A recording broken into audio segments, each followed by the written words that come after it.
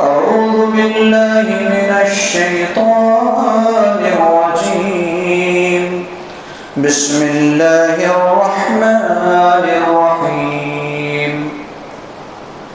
والذين تبوأوا الدار والإيمان من قبلهم يحبون من هاجر إليهم ولا يجدون في صدورهم حاجة مما أوتوا ويؤثرون على أنفسهم ولو كان بهم خصاصة ومن يوق شح نفسه فأولئك هم المفلحون. وقال النبي صلى الله عليه وسلم: لا تشد الرحال إلا إلى ثلاثة مساجد: المسجد الحرام والمسجد الأقصى ومسجدي هذا. رواه البخاري. رب اشرح لي صدري ويسر لي أمري واحلل عقدة من لساني يفقهوا قولي. اللهم رب زدني علما. آمين. معزز حاضرین جماعت، سامعین و سامعات، گزشتہ جمعہ خطبہ میں فضائل حرمین کا ایک حصہ آپ کے سامنے بیان کیا گیا تھا. انشاءاللہ مزید باتیں آج آپ کی خدمت میں پیش کرنے کی کوشش کروں گا، اور مقصد یہ ہے کہ یہ وہ مہینہ ہے جس ماہ میں اللہ سبحانہ و تعالیٰ نے جسے مال اور دولت سے نوازا ہے اور جسے اللہ نے توفیق دی ہے ایک اہم فریضہ کی ادائیگی کے لیے، جسے ہم حج کہتے ہیں، حرمین تشریف لے جاتے ہیں. تو ہمیں جاننا بھی چاہیے کہ حرمین کے فضائل کیا ہیں، اور ایک حصہ یعنی مکۃ المکرمہ یا مسجد حرام کی فضیلت گزشتہ جمعہ خطبہ میں آپ کے سامنے بیان کیا گیا تھا.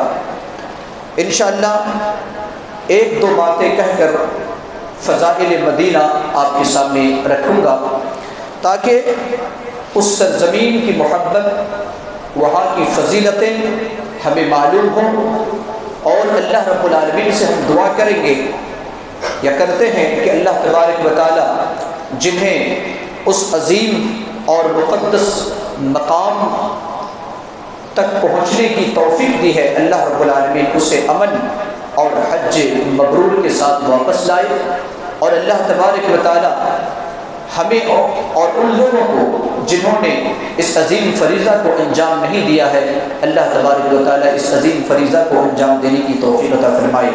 آمین یا رب العالمین. مکہ مکرمہ کی بہت سی فضیلتیں گزشتہ جمعہ خطبہ میں بیان کی گئی تھی. آج میں یہ بتاؤں گا کہ مکہ مکرمہ میں یا مسجد حرام میں اگر کوئی نماز پڑھتا ہے تو اس کی کیا فضیلت ہے. یا رسول صلی اللہ علیہ وسلم کی حدیث سنن ابن ماجہ حدیث نمبر 1406. اس حدیث کے مشہور راوی سیدنا جابر رضی اللہ عنہ ہیں. فرماتے ہیں کہ اللہ کے رسول صلی اللہ علیہ وسلم نے فرمایا: وَصَلَاةٌ فِي الْمَسْجِدِ الْحَرَامِ أَفْضَلُ مِن 100,000 صَلَاةٍ فِي مَا سِوَاهُ. مسجد حرام میں ایک وقت کی نماز ادا کرنا مسجد حرام کے علاوہ مساجدوں میں 1,00,000 نماز ادا کرنے سے بہتر ہے. افضل کا لفظ استعمال کیا اللہ کے رسول صلی اللہ علیہ وسلم نے، یعنی اگر کوئی بندہ مسجد حرام میں کعبہ میں ایک وقت کی نماز ادا کرتا ہے اور اس نماز کی قیمت کو اس نماز کی اہمیت کو، اس نماز کے ثواب کو اگر کوئی حاصل کرنا چاہتا ہے تو دیگر مساجد میں 1,00,000 مرتبہ وہ نماز پڑھے گا، پھر بھی اس کی فضیلت کو وہ نہیں پا سکتا ہے۔ اسی طریقے سے فضائل کعبہ میں ایک یہ ہے، صحیح بخاری کی روایت حدیث نمبر 1591، اللہ کے رسول صلی اللہ علیہ وسلم فرماتے ہیں کہ قرب قیامت کے بالکل قریب کعبہ کو ویران کیا جائے گا۔ یخرب الکعبہ ذو السویقتین من الحبشہ، حبشی کا ایک کمزور آدمی جس کی پنڈلی بالکل چھوٹی ہوگی، اللہ کے رسول صلی اللہ علیہ وسلم فرماتے ہیں کہ وہ انسان کعبہ کو ویران کرے گا، کعبہ کو توڑ ڈالے گا، کعبہ کو منہدم کر ڈالے گا۔ اور ہمارا ایمان اور عقیدہ ہے کہ وہ وقت آنے سے پہلے دنیا کی ساری طاقتیں مل جائیں، چاہے وہ طاقت امریکہ ہو، چاہے وہ طاقت چائنا ہو، چاہے وہ طاقت راسیا ہو، چاہے وہ طاقت اور دیگر ممالک ہو جو اپنے آپ کو سپر پاور کہتا ہے، انشاءاللہ اس کعبہ کو یہ وقت آنے سے پہلے کوئی طاقت ویران نہیں کر سکتی ہے۔ یہ فضیلت ہے کعبہ کی۔ آئیے ہم اس بات کو جاننے کی کوشش کرتے ہیں کہ مدینہ کے فضائل کیا ہیں۔ مدینہ، سب سے پہلے ہمیں اور آپ کو جاننا ہے کہ مدینہ کا پرانا نام مدینہ نہیں ہے، مدینہ کا پرانا نام یثرب ہے۔ مدینہ کو حدیث کے اندر طابہ کہا گیا، حدیث کے اندر طیبہ کہا گیا، قرآن کے اندر مدینہ کو الدار کہا گیا، اور مدینہ اس دن سے نام پڑا جس دن آپ صلی اللہ علیہ وسلم کا قدم مبارک سرزمین یثرب پر پڑا، اسی دن سے اس کا نام پڑا مدینۃ الرسول صلی اللہ علیہ وسلم، یعنی رسول اللہ صلی اللہ علیہ وسلم کا شہر۔ اس سے پہلے اس کا نام مدینہ نہیں تھا، یثرب تھا، طابہ تھا، طیبہ تھا، الدار تھا۔ اور جس دن نبی صلی اللہ علیہ وسلم ہجرت کر کے مدینہ تشریف لے گئے، اس دن سے نام پڑا مدینۃ الرسول، جس کو ہم مختصراً صرف مدینہ کہتے ہیں، ورنہ پورا نام ہے مدینۃ الرسول صلی اللہ علیہ وسلم۔ آئیے اس سرزمین سے نبی صلی اللہ علیہ وسلم کی کتنی محبت تھی۔ صحیح بخاری حدیث نمبر 1559 کے اندر ایک حدیث مروی ہے، سیدہ عائشہ رضی اللہ عنہا فرماتی ہیں کہ اللہ کے رسول صلی اللہ علیہ وسلم جب مکہ سے مدینہ ہجرت کر کے جاتے ہیں، آپ کے یارغار سیدنا ابو بکر بھی آپ کے ساتھ ہیں۔ آپ صلی اللہ علیہ وسلم مدینہ میں پہنچتے ہیں اور اتفاق سے وہاں پر ایک بیماری پھیلی ہوئی تھی، وبا بیماری پھیلی ہوئی تھی، ایک ایسی بیماری جس کو وہ بیماری لگ جائے تو وہ انسان کی موت پکی تھی۔ اللہ کے رسول صلی اللہ علیہ وسلم نے دیکھا کہ صحابہ میں سے بہت سارے صحابہ کو یہ بیماری لگ چکی ہے، اس بیماری سے بہت سارے صحابہ متاثر ہیں، یہاں تک کہ آپ کے یارغار سیدنا ابو بکر رضی اللہ عنہ بھی اس بیماری سے متاثر ہو چکے ہیں۔ سیدنا بلال حبشی رضی اللہ عنہ مؤذن رسول بھی اس بیماری کے چپیٹ میں آ چکے ہیں۔ اللہ کے رسول صلی اللہ علیہ وسلم سے دعا کرتے ہیں۔ امام بخاری رحمہ اللہ فرماتے ہیں اللہ کے رسول صلی اللہ علیہ وسلم نے جو دعا کی، اللہم حبب الینا المدینہ کحبنا مکہ او اشد، اللہم بارک لنا فی ساعنا وفی مدنا وصححا لنا وانقل حماها الی الجحفہ۔ اے اللہ، اے پروردگار عالم، ہمیں مدینہ کی محبت ہمارے دلوں میں پیدا فرما دے، مدینہ کی محبت ہمارے دلوں میں پیدا فرما دے، جس طریقے سے ہماری محبت مکہ کے بارے میں تھی، بلکہ اس سے بھی زیادہ محبت ہمارے دلوں میں مدینہ کی ہو جائے۔ اے اللہ یہاں کے سا اور ہمارے مد میں برکت عطا فرما۔ سا اور مد ایک پیمانہ ہوتا ہے، وہ وزن کرنے کا آلہ ہوتا ہے، جیسے ہم اپنے ملک میں کے جی کلو کے ذریعے سے اسے وزن کرتے ہیں۔ سا اور مد نبی صلی اللہ علیہ وسلم کے زمانے میں یہ پیمانہ ہوا کرتے تھے۔ اللہ کے رسول صلی اللہ علیہ وسلم نے فرمایا اے اللہ ہمارے مد اور ہمارے سا میں برکت عطا فرما اور ہماری صحت کو تندرست عطا فرما دے، ہمارے صحت کو یہاں کے لیے خوشگوار بنا دے۔ اے اللہ یہاں کی بیماری کو، یہاں پر جو بیماری پھیلی ہوئی ہے اس بیماری کو مدینہ سے دور فرما دے، اس بیماری کو جحفہ مقام کی طرف منتقل فرما دے۔ یہ اللہ کے رسول صلی اللہ علیہ وسلم دعا فرماتے ہیں، اور اللہ رب العالمین نے یہ دعا جب کی، اللہ رب العالمین نے اس دعا کو قبول فرمایا۔ اسی طریقے سے اللہ کے رسول صلی اللہ علیہ وسلم کس قدر مدینہ سے محبت کرتے ہیں، صحیح بخاری حدیث نمبر 1802 میں موجود ہے۔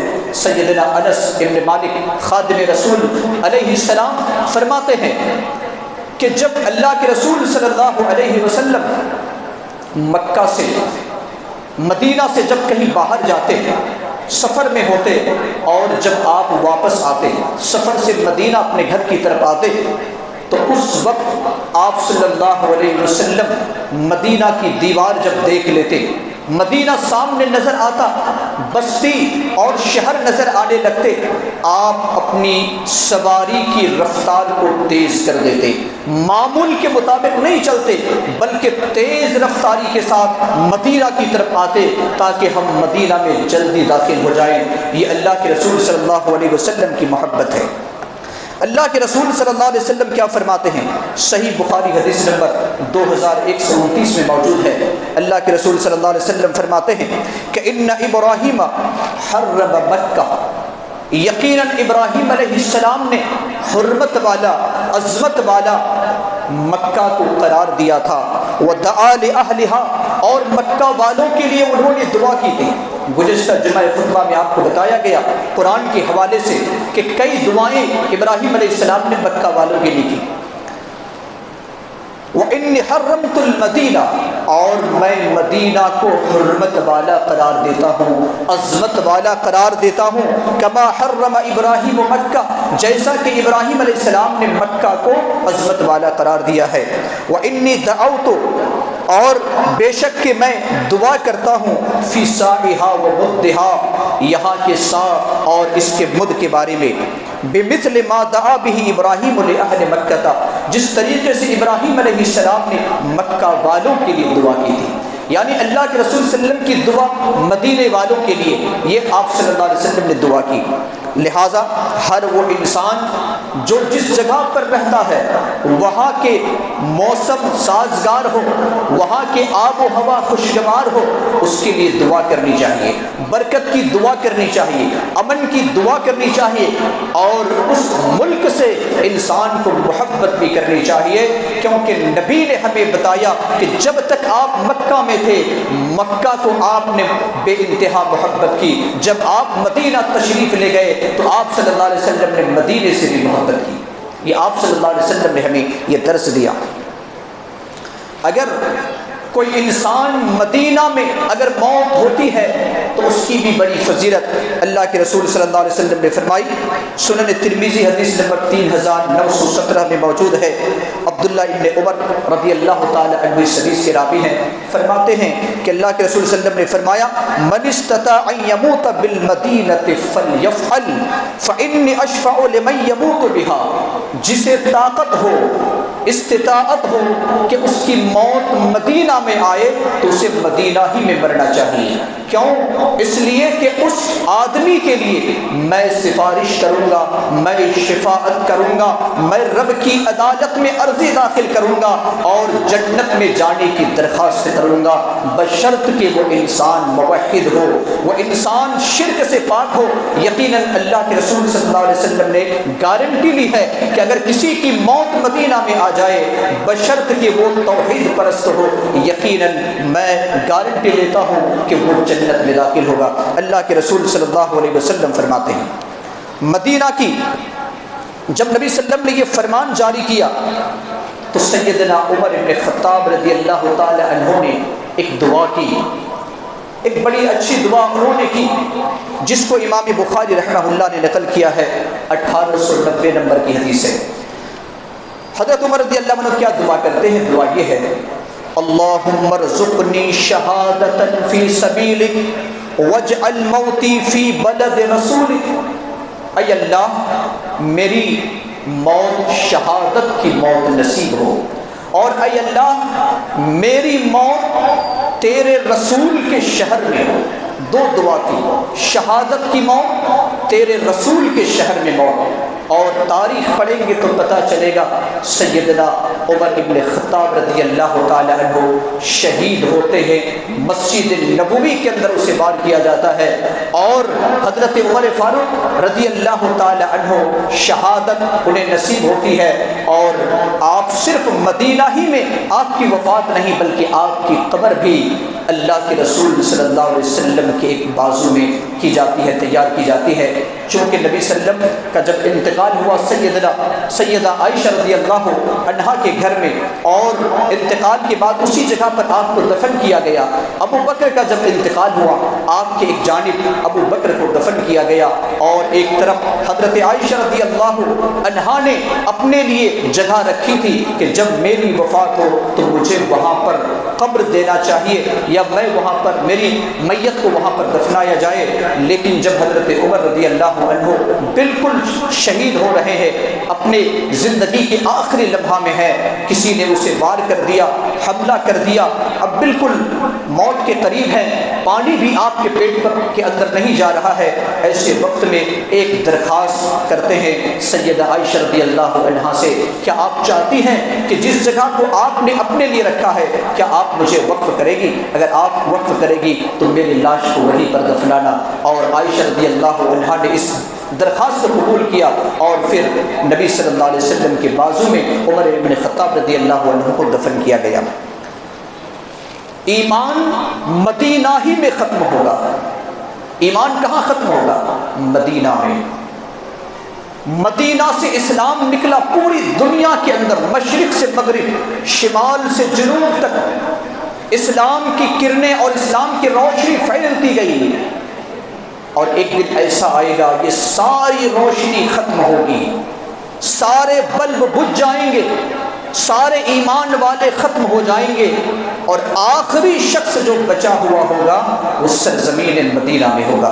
اللہ کے رسول صلی اللہ علیہ وسلم کی حدیث صحیح بخاری حدیث نمبر 1876، سیدنا ابو ہریرہ رضی اللہ عنہ فرماتے کہ اللہ کے رسول صلی اللہ علیہ وسلم نے ارشاد فرمایا، ان الایمان لا یعزر الی المدینہ کما تعزر الحیۃ الی جحرها۔ اسلام مدینہ میں سکڑ جائے گا اسی طریقے سے جس طریقے سے سانپ اپنے بل میں داخل ہو جاتا ہے۔ سانپ اپنے بل سے نکلتا ہے، کھیتوں میں، جنگلوں میں، پہاڑوں میں اور دیگر جگہوں پر وہ گھومتا ہے، اور آہستہ آہستہ پھر اپنے بل میں داخل ہو جاتا ہے۔ اسلام بھی مدینہ سے پھیلنا شروع ہوا، اور اصل جو اشاعت اسلام کی ہوئی مدینہ سے ہوئی۔ اگرچہ نبی صلی اللہ علیہ وسلم مکہ میں نبی بنائے گئے، لیکن اصل جو اسلام کی اشاعت ہوئی مدینے سے۔ اللہ کے رسول صلی اللہ علیہ وسلم نے فرمایا کہ جس طریقے سے سانپ اپنے بل سے نکل کر کے داخل ہو جاتا ہے، اسی طریقے سے اسلام عرب اور عجم میں پھیل گیا، مشرق اور مغرب، شمال اور جنوب میں پھیل گیا، لیکن آہستہ آہستہ اسلام سکڑتا ہوا مدینہ کی سرزمین تک آئے گا، اور آخری جو شخص بچے گا مسلمان ایمان والا وہ مدینہ کا ہوگا۔ اللہ کے رسول صلی اللہ علیہ وسلم فرماتے ہیں کہ اگر کوئی مدینے والوں سے برائی کا ارادہ کرے تو اس کا انجام کیا ہوگا؟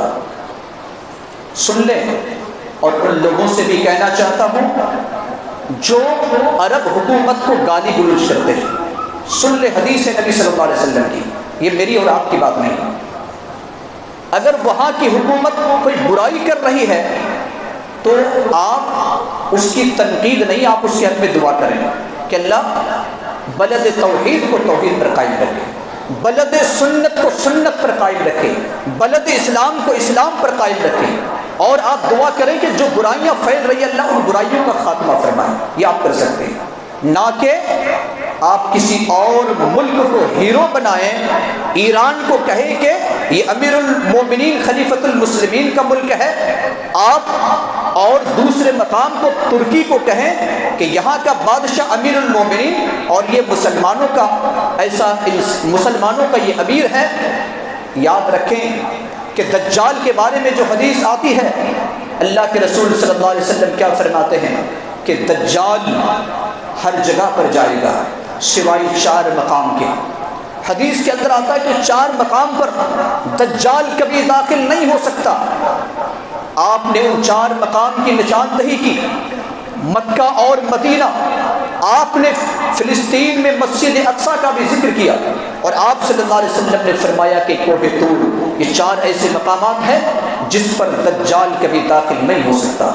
ایران میں بھی جائے گا دجال، ترکستان میں بھی جائے گا دجال، ہندوستان میں بھی آئے گا دجال۔ ہم نے جس کو امیر المومنین سمجھا ہے اس ملک میں بھی دجال جائے گا۔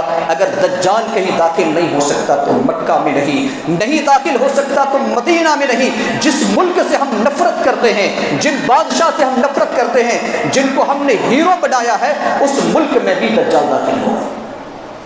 اللہ کے رسول صلی اللہ علیہ وسلم کا یہ پیغام صحیح بخاری حدیث نمبر 1877، جو مدینہ والوں سے نفرت کرتا ہے، دشمنی کرتا ہے، برائی کا ارادہ کرتا ہے، اس کا انجام کیا ہے؟ نبی کے الفاظ ہیں، من اراد اہل المدینہ، سن لے کان کھول کر، من اراد اہل المدینہ، زبان میری ہے، فرمان نبی جناب محمد رسول اللہ صلی اللہ علیہ وسلم کی ہے، من اراد اہل المدینہ بسوء اذابہ اللہ کما یذوب الملح فی الماء۔ اللہ کے رسول صلی اللہ علیہ وسلم فرماتے ہیں جو مدینہ والوں سے برائی کا ارادہ کرے گا، اللہ تبارک و تعالی اسے اسی طریقے سے نست نابود کر دے گا جس طریقے سے پانی میں نمک کو نست نابود کر دیا جاتا ہے۔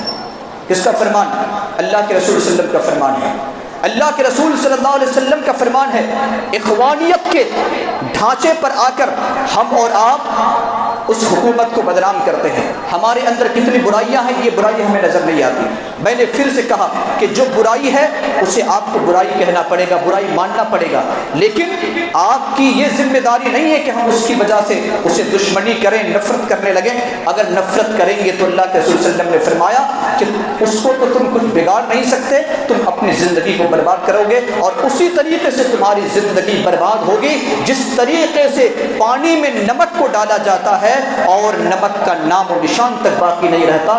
تم دشمنی کرو گے، تم برائی کا ارادہ کرو گے، تم مل یا میٹ ہو جاؤ گے، تمہارا نام لینے والا کوئی نہیں رہے گا۔ اللہ کے رسول صلی اللہ علیہ وسلم نے ہمیں اور آپ کو اس بات کا حکم دیا ہے۔ اسی طریقے سے ایک اور فضیلت میں آپ کے سامنے بیان کر کے اپنی بات کو ختم کرنا چاہوں گا۔ اللہ کے رسول صلی اللہ علیہ وسلم فرماتے ہیں کہ اگر کوئی انسان مسجد نبوی میں نماز ادا کرتا ہے، مدینہ کی سرزمین پر جو مسجد نبوی ہے اس میں نماز ادا کرتا ہے، اس کی فضیلت اللہ کے رسول صلی اللہ علیہ وسلم نے فرمائی، صحیح بخاری حدیث نمبر 1190 کے اندر موجود ہے، صلاۃ فی مسجد ھذا خیر من الف صلاۃ فیما سواہ الا المسجد الحرام۔ آپ صلی اللہ علیہ وسلم نے فرمایا کہ جو انسان مسجد حرام کے علاوہ مسجد نبوی میں ایک وقت کی نماز ادا کرے گا، اس کی فضیلت 1000 نماز سے بہتر ہے۔ کتنے؟ 1000 نماز سے بہتر۔ بہت سارے لوگ 10,000 کوئی 50,000 کہتے ہیں، لیکن صحیح جو حدیث ہے وہ 1000 نماز سے بہتر۔ مسجد حرام کی فضیلت کیا ہے؟ 1,00,000 نماز سے بہتر، اور مسجد نبوی کی فضیلت کیا ہے؟ 1000 نماز سے افضل اور بہتر ہے۔ لہٰذا یہ فضائل اللہ کے رسول صلی اللہ علیہ وسلم نے ہمیں اور آپ کو بیان کیا ہے، اور ان فضائل کو ہمیں اور آپ کو جاننے کی ضرورت ہے۔ مدینے کے جو لوگ تھے، انصار مدینہ تھے، میں نے خطبہ مسنونہ کے بعد سورۃ الحشر کی آیت نمبر 9 کی تلاوت کی، جس میں اللہ تبارک و تعالیٰ نے کہا کہ وہ لوگ جو مدینہ کو اپنا ٹھکانہ بنا لیے اور جو ان کی طرف ہجرت کر کے آتے ہیں ان سے محبت کرتے ہیں، بے انتہا محبت کرتے ہیں، اور جو کچھ بھی وہ خرچ کرتے ہیں اپنے اپنے سینے میں کوئی تنگی محسوس نہیں کرتے اور اپنے آپ کو دوسرے کو اپنے آپ پر ترجیح دیتے ہیں، اگرچہ وہ فاقہ کشی کی زندگی کیوں نہ گزارنا پڑے۔ اس کے بارے میں، اس آیت کی شان نزول کے بارے میں اللہ کے رسول صلی اللہ علیہ وسلم کی ایک حدیث ہے، میں وہ حدیث پڑھتا ہوں آپ کے سامنے۔ اللہ کے رسول صلی اللہ علیہ وسلم فرماتے ہیں کس طریقے سے مدینے کے لوگوں نے مسلمانوں سے محبت کی۔ صحیح بخاری حدیث نمبر 4889 کے اندر موجود ہے۔ سیدنا ابو ہریرہ رضی اللہ تعالی عنہ فرماتے ہیں کہ ایک شخص نبی صلی اللہ علیہ وسلم کی خدمت میں آیا اور آ کر عرض کرنے لگا، اے اللہ کے رسول میں بھوکا ہوں، مجھے کھانا چاہیے۔ اللہ کے رسول صلی اللہ علیہ وسلم نے اپنے ازواج کی طرف، اپنے بیویوں کی طرف یہ خبر، یہ فرمان بھیجا کہ کسی کے گھر میں کوئی کھانا ہے کیا؟ سب کے گھر سے ایک ہی جواب آیا، والذی بعثک بالحق ما عندی الا ما، اے نبی صلی اللہ علیہ وسلم اس ذات کی قسم جس نے آپ کو حق کے ساتھ مبعوث فرمایا ہے، میرے پاس سوائے پانی کے کچھ نہیں ہے۔ کونین کے تاجدار ہیں، امام الانبیاء ہیں، افضل الملائکہ ہیں، جنت میں سب سے پہلے جانے والے ہیں، جس سے بہتر کوئی انسان پیدا ہی نہیں ہوا، جس کے اخلاق کو ہم بیان بھی نہیں کر سکتے، جس کے اخلاق کو عائشہ رضی اللہ عنہا نے بتایا کہ قرآن پڑھ لو تو تمہیں اس کے آئینہ نظر آ جائے گا۔ وہ شخصیت کے گھر کی خبر یہ ہے کہ گھر میں پانی کے سوا کچھ بھی نہیں۔ اللہ کے رسول صلی اللہ علیہ وسلم فرماتے ہیں کہ ٹھیک ہے، تم میں سے کوئی ایسا ہے، اے میرے ساتھیوں، تم میں سے کوئی ایسا ہے جو اس مہمان کی میزبانی کرے گا، یقیناً اللہ اس پر رحم فرمائے گا۔ ایک صحابی رسول تیار ہوتے ہیں، اے اللہ کے رسول صلی اللہ علیہ وسلم یہ شرط مجھے حاصل ہونا چاہیے، میں اسے لے کر جاتا ہوں۔ اس صحابی رسول کو گھر لے کر جاتے ہیں، اپنی بیوی سے کہتے ہیں گھر میں کچھ ہے کھانے کا؟ کہا کچھ تو نہیں ہے، صرف بچوں کے کچھ روٹی کے ٹکڑے، کچھ کھانے کے ٹکڑے بچے ہوئے ہیں۔ وہ اس کا شوہر کہتا ہے کہ ٹھیک ہے، ان بچوں کو بہلا کر پھسلا کر بھوکے سلا دو، اور جب تم اس کمرے میں کھانا لے کر کے آنا چراغ کو بجھا دینا تاکہ مہمان سمجھے کہ ہمارے ساتھ کھا رہا ہے۔ بہرحال بی بی بھی اطاعت گزار تھی، فرما بردار تھی، اس نے اسی طریقے سے کیا، یعنی بچوں کو سلایا، کھانا لا کر کے حاضر کیا، چراغ کو بجھا دیا، مہمان سمجھتا ہے کہ میزبان بھی میرے ساتھ کھا رہا ہے۔ وہ شوہر بھی بھوکا رہا، بیوی بھی بھوکی رہی، بچے بھی بھوکے رہے۔ جب امام کائنات علیہ السلام کے پاس صبح کے وقت تشریف لے جاتے ہیں تو اللہ کے رسول صلی اللہ علیہ وسلم مسکراتے ہیں اس صحابی رسول کو دیکھ کر اور کہا کہ اللہ تبارک و تعالیٰ تمہارے کارنامہ سے راضی ہو گیا اور سورۃ الحشر کی آیت نمبر 9 کو اتار دیا تمہاری شان میں، وَيُؤْثِرُونَ عَلَىٰ أَنفُسِهِمْ وَلَوْ كَانَ بِهِمْ خَصَاصَةٌ، یہ لوگ دوسروں کو اپنے اوپر ترجیح دیتے ہیں اگرچہ خود فاقہ کشی کی زندگی کیوں نہ گزارنا پڑے۔ مسلمانوں کہنے کا مطلب یہ ہے کہ حرمین کے بہت سے فضائل، حرمین کے رہنے والوں کے بہت سے فضائل کتاب و سنت کے اندر بیان کیے گئے ہیں، اور اس کا مقصد بتانے کا صرف یہ ہے کہ یہ حج کا موسم ہے، ہمارے دلوں میں وہاں کی محبت ایمان کا ایک حصہ ہے، اور ہمارے دلوں کے اندر وہ محبت رہے اور ان فضیلتوں کو ہم جانیں تاکہ ہمارے دل کے اندر یہ تڑپ رہے کہ ہم اس عظیم اور مقدس مقام کو زیارت کر کے آئے۔ یہ اسلام کا ایک حصہ ہے۔ اللہ تبارک و تعالیٰ سے دعا کرتے ہیں کہ الہ العالمین ہم تمام لوگوں کو جو باتیں کہی اور سنی گئی ہے اے اللہ ان پر کما حق ہو عمل کرنے کی توفیق عطا فرما۔ الہ العالمین ہمارے گناہوں کی مغفرت فرما، ہماری حسنات کو قبول فرما لے۔ اے اللہ جو تیرے عظیم گھر کی عبادت کے لیے گئے ہوئے ہیں اور عظیم فریضہ ادا کرنے کے لیے گئے ہیں، اے اللہ تو انہیں حج مبرور سے واپس عطا فرما۔ اے اللہ جس کے بارے میں تیرے نبی نے کہا کہ حج مبرور کا بدلہ سوائے جنت کی کچھ نہیں، اے اللہ ہمیں بھی حج مبرور ادا کرنے کی توفیق عطا فرما۔ الہ العالمین ہم میں سے جو بیمار ہے اے اللہ تو انہیں شفاء کاملہ اور صحت عاجلہ نصیب عطا فرما، جو جس پریشان حال میں مبتلا ہے اے اللہ ان کی پریشانی کو دور فرما دے۔ اے اللہ ہمارے مرحومین اور مرحومات کی قبر کو نور سے منور فرما دے، جب تک زندہ رکھ ایمان پر، جب اپنے پاس بلا ایمان پر۔ آمین۔ بارک اللہ لنا ولکم فی القرآن العظیم ونفعنا وإیاکم بالآیات والذکر الحکیم۔